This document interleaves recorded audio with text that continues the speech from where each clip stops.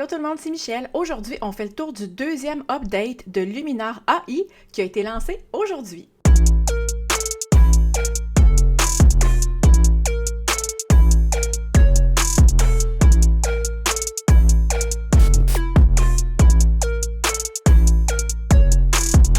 Fait important à savoir, pour tous ceux et celles qui ont déjà Luminar AI, c'est un update qui est gratuit. Donc, vous pouvez télécharger gratuitement la mise à jour.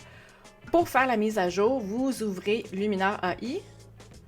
Vous allez dans les menus Luminar AI et vous faites rechercher les mises à jour. Ça se peut aussi qu'il vous l'offre automatiquement quand vous ouvrez le logiciel. Donc, vous faites juste rechercher les mises à jour. Vous cliquez là-dessus. Là, il recherche. Moi, vous voyez, je suis à jour. A.2.0, je suis correct. Si vous pouviez upgrader, ça vous le dirait ici. Ce qui est vraiment cool des mises à jour, il y a eu des améliorations de performance. Ok, ça, je ne rentrerai pas trop dans les détails. Là. Je vais directement au croustillant, ok, au bout intéressant. Là. Il y a deux grosses mises à jour qui étaient vraiment attendues. La première, c'est le Sky Reflection. Avant, on avait la possibilité de changer le ciel dans nos images. Et maintenant, non seulement on peut changer le ciel, mais dans le cas ici d'une image où on a un lac ou une réflexion d'eau, le ciel va se refléter dans l'eau. Et c'est vraiment le fun parce que ça va suivre s'il y a des vagues ou s'il y a de la texture dans l'eau, ça va vraiment épouser la forme de la texture de l'eau, puis ça fait super naturel. Donc, par exemple ici, vous voyez un autre update qu'il y a eu, c'est quand vous, par exemple, faites des choix de ciel, si vous cliquez dessus, vous avez un preview de ce qui ont l'air le ciel, ce que je trouve super pratique parce qu'avant c'était juste une liste avec du texte comme Sky Blue 1, Blue Sky 1, Blue Sky 2. Puis fallait comme cliquer dessus pour voir le résultat que ça allait donner. Là c'est le fun, on a déjà une idée de ce que ça peut avoir l'air. Vous voyez comment ça fait une bonne job pour détourer automatiquement toutes les petites feuilles d'arbres, tu sais, je veux dire, faire ça dans Photoshop, là, c'est un travail de moine. Là, ça se fait vraiment automatiquement. Une autre option qui a été ajoutée avec le nouveau update, c'est l'option grain. Ce qui est vraiment cool parce que si dans la vie réelle, dans votre image, il y a du grain, puis là, vous vous trouviez à changer le ciel, bien là, vous vous trouviez à avoir un ciel, pas de grain avec le reste de votre image qui en avait. Donc là, vous avez la possibilité de rajouter du grain dans le ciel. Fait que c'est vraiment pratique pour toutes les photos où il y en a dans la version originale. Et un autre gros update vraiment le fun, c'est la possibilité de jouer avec des... là, je cherche les mots en français, le Transparent Overlays. Je vais vous montrer un exemple. Exemple ici, on reconnaît cette face. OK? Est traitée. OK? Est déjà à mon goût, est déjà prête.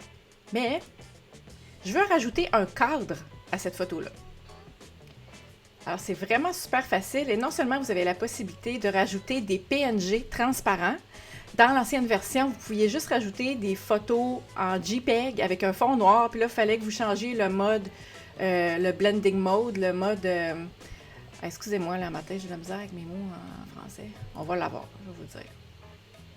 On va ici, on clique dans Masquage local, dans le panneau édition, puis on fait Ajouter. Ce qu'on veut, c'est rajouter, eux ici appellent ça une texture, mais ça n'a pas besoin d'être une texture. Ça peut être une autre photo en JPEG, si vous voulez faire une double exposition. Ça peut être un PNG transparent, c'est vraiment cool. Je vais vous montrer un exemple ici. Donc, vous ajoutez une nouvelle texture, vous allez dans Charger la texture, puis ça va vous permettre de charger sur votre ordinateur. Et là, vous voyez ici, j'ai déjà un cadre que je vais importer par-dessus ma photo.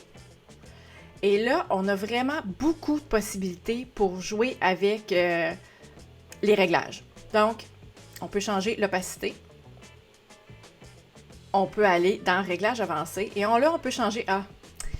c'est le mode de fusion, que le mot que je cherchais tout à l'heure. Mode de fusion. Donc, vous pouvez choisir normal, obscurcir. Ça rappelle un petit peu les blending mode, les fusions, les modes de fusion qu'on retrouve un peu dans Photoshop. Vous pouvez jouer avec ça. Mettons que moi, j'aime bien l'effet de différence. Je vais cliquer là-dessus. Et vous pouvez changer la luminosité, le contraste et un élément vraiment intéressant qui est ajouté depuis le update 2.0. c'est placer la texture et vous pouvez changer où vous placez votre texture. Vous pouvez changer la dimension de la texture. Vous pouvez faire des rotations de la texture.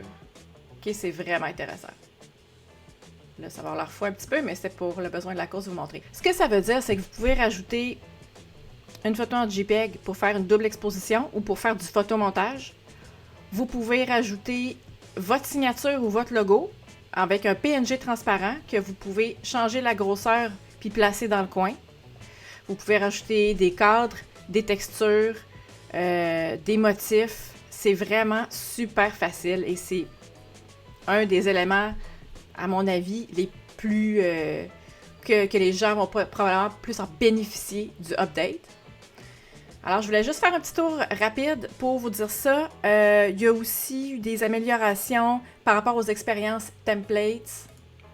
Ici, vous voyez, c'est rendu tout un menu déroulant au lieu d'être avec des icônes, au lieu d'être comme des trucs séparés. Donc là, vous avez juste à descendre comme ça. Vous avez tous vos templates ensemble.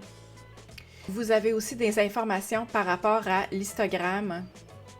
Donc, si je vais dans ma photo, je vais dans Affichage, Afficher l'histogramme. Tant que je ne le désactive pas, l'histogramme va rester ici en haut, ce qui n'était pas le cas avant. Donc, l'histogramme reste là, le temps que vous le voulez.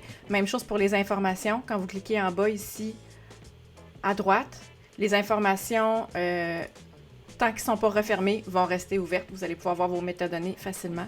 Et ils ont aussi intégré des nouveaux formats de fichiers RAW pour tous les nouveaux boîtiers. Alors, ça fait le tour du petit tour rapide sur les nouveautés Luminar AI. Si vous l'avez jamais essayé, si vous avez le goût d'essayer, vous avez un essai gratuit. Vous pouvez cliquer sur le lien dans ma bio. Vous avez, je crois, 7 jours gratuits. Si ça vous intéresse. Puis si vous décidez de l'acheter, vous pouvez utiliser mon code MGPhoto10 pour avoir 10% de rabais à l'achat. Ça peut être intéressant aussi. Alors, merci beaucoup tout le monde et puis on se revoit bientôt dans une prochaine vidéo. Bye!